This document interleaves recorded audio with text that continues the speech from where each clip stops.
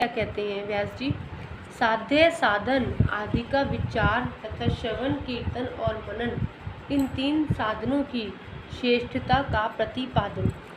व्यास जी कहते हैं, सूत जी का यह वचन सुनकर वे सब महर्षि बोले, अब आप हमें वेदांत सार स्वरूप सर्वस्वरूप अद्भुत शिव पुराण की कथा सुनाइए। सूत जी ने कहा, आप सब महर्षि गण रोग शोक से रहित कल्याण में भगवान शिव का स्मरण करके पुराण प्रवर शिव पुराण की जो वेद के 7 तत्व से प्रकट हुआ है कथा सुनिए।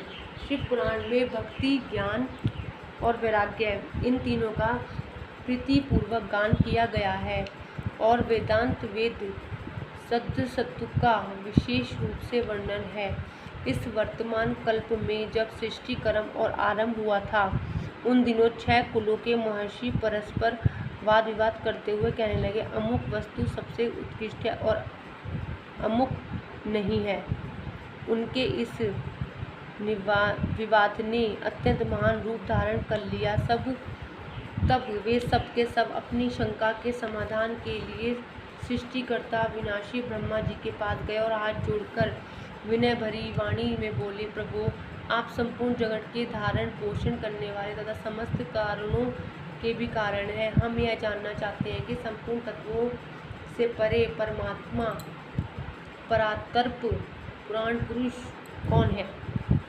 ब्रह्मा जी ने कहा, जहाँ से मन सहित वाणी उन्हें ना पाकर लौट आती है तथा जिनसे ब्रह्मा विष्णु रुद्र और इंद्र आदि से युक्त यह संपूर्ण जगत समस्त भूतों एवं इंद्रियों के साथ पहले प्रकट हुआ है, वे ही देव महादेव सर्वज्ञ तथा संपूर्ण जगत के स्वामी हैं। ये ही सबसे उत्कृष्ट है। भक्ति से ही इनका साक्षात्कार होता है, दूसरे किसी उपाय से कहीं इनका दर्शन नहीं होता। रुद्र, हरि, हर तथा अन्य देवेश्वर सदा उत्तम भक्ति भाव से उनका दर्शन करना चाहते हैं। भगवान शिव में भक्ति होने से मनुष्य संसार बंधन से मुक्त हो जाता है। देवता के कृपा प्रसाद से उनमें भक्ति होती और भक्ति से देवता का कृपा प्रसाद प्राप्त होता है। ठीक उसी तरह जैसे जहाँ अंकुर से बीज और बीज से अंकुर पैदा होता है, इसलिए तुम सब महर्षि भगवान शंकर का कृपा प्रसाद प्राप्त करने के लिए भूतल पर जाकर वहाँ सहस्त्रों वर्षों तक चालू करने वाले एक विशाल यज्ञ का आयोजन करो। इन यज्ञपति भगवान शिव की ही कृपा से वेदोक्त विद्या के सारभूत साध्य साधन का ज्ञान होता है। शिव पद की प्राप्ति ही साध्य है, उनकी सेवा ही साधन है तथा उनके प्रसाद से जो नित्य नैमित्तिक आदि फलों की ओर से निस्पृह होता है, वही साधक है। वेदोक्त धर्म कर्म का अनुष्ठान करके उसके महान फल को भगवान शिव के चरणों में समर्पित कर देना ही परमेश्वर पद की प्राप्ति है। वही सालोक्य आदि के क्रम से प्राप्त होने वाली मुक्ति है। उन पुरुषों की भक्ति के अनुसार उन सबको उत्कृष्ट फल की प्राप्ति होती है। उस भक्ति के साधन अनेक प्रकार के हैं, जिनका साक्षात महेश्वर ने ही प्रतिपादन किया है। उनमें से सारभूत साधन को संक्षिप्त करके मैं बता रहा हूँ।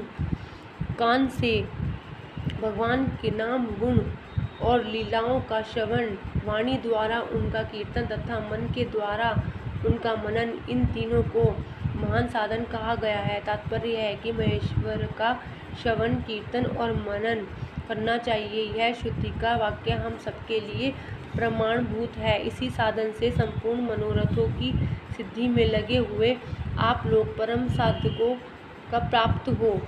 लोग प्रत्यक्ष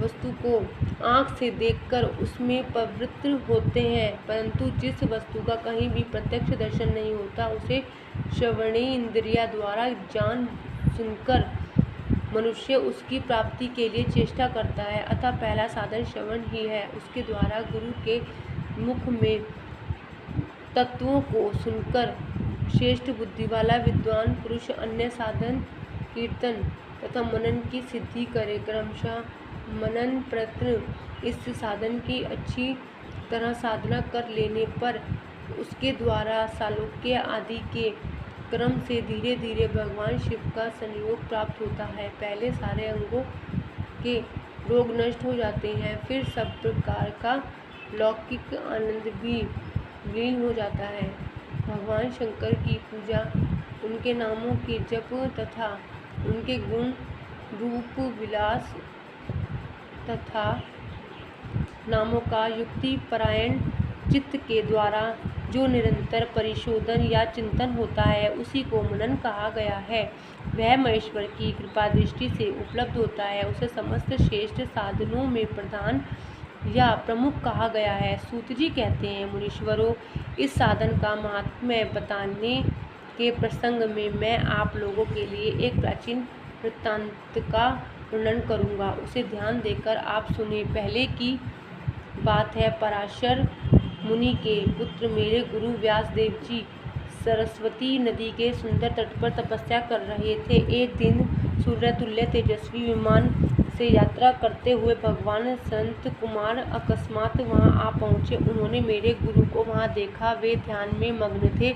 उससे जगने पर उन्होंने ब्रह्मपुत्र संत कुमार जी को अपने सामने उपस्थित देखकर वे बड़े वेग से उठे और उनके चरणों में प्रणाम करके मुनि उन्हें अर्घ्य दिया और देवताओं के बैठने योग्य आसन भी अर्पित किया। तब प्रसन्न हुए भगवान संत कुमार विनीत भाव से खड़े हुए व्यास जी से गंभीर वाणी में बोले, मुने, तुम सत्य का वस्तु का चिंतन करो।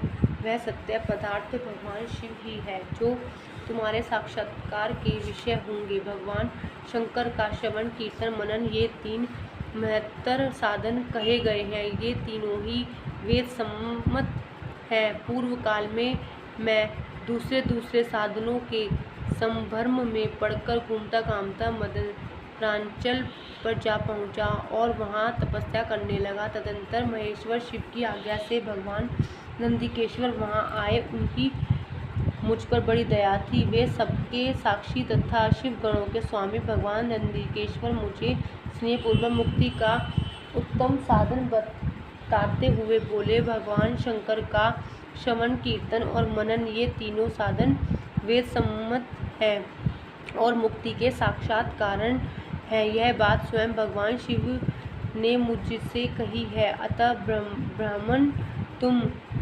श्रवणादि तीनों साधनों का ही अनुष्ठान करो।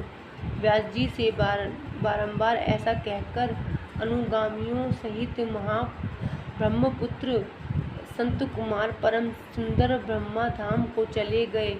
इस प्रकार पूर्व काल के इस उत्तम वृत्तांत का मैंने संक्षेप से वर्णन किया है। ऋषि बोले, सूत जी, श्रवणादि तीन साधनों को आपने मुक्ति का उपाय बताया है, किंतु जो श्रवणादि तीनों साधनों में असमर्थ हो, वह मनुष्य किस उपाय का अवलंबन करके मुक्त हो सकता है? किस साधनभूत कर्म के द्वारा बिना यत्न के ही मोक्ष मिल सकता है?